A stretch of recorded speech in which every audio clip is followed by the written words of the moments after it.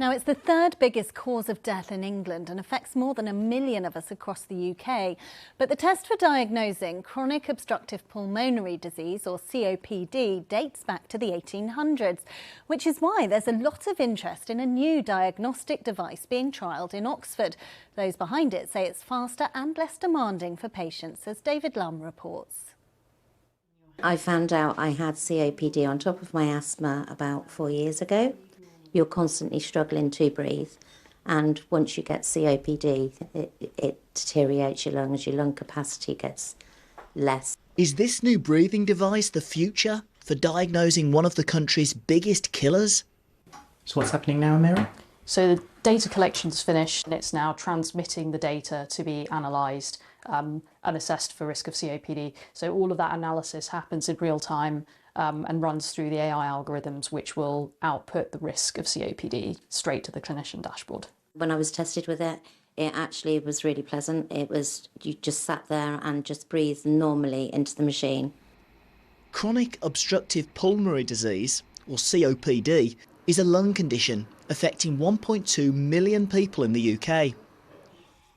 The current test, called spirometry, dates back to the 1800s. It requires all this equipment to calibrate and requires special training to deliver, meaning patients can be waiting months or even years for a diagnosis. The waiting list in some regions for testing for COPD is years. So, a test that's quicker, easier for patients to use, much more accurate, delivered right in that first appointment means that patients are not waiting years for a diagnosis and they're not misdiagnosed with other conditions and on the wrong treatment. COPD, which mainly affects smokers, damages air sacs in the lungs. There's no cure and it worsens over time, especially without early diagnosis and treatment to keep it under control. For me, it's a really quick test that can be done, so it means the patient doesn't necessarily need to be referred for a separate test. I can think, actually, this patient is potentially at high risk of COPD. I'll do the test now and I'll be able to then tell them straight away, this is potentially COPD or it isn't, which then means that they'll get that answer a lot more quickly, which I think will be better for them and more efficient and cost effective for us. GPs, nurses and pharmacists in Oxford will assess 600 patients over 12 weeks. The plan is to roll it out across the NHS next year.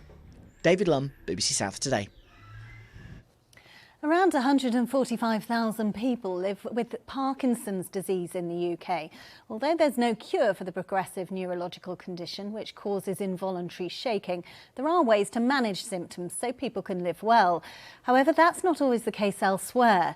David Plummer, a filmmaker from West Sussex who has Parkinson's, has made a documentary highlighting how people with the condition in parts of rural Kenya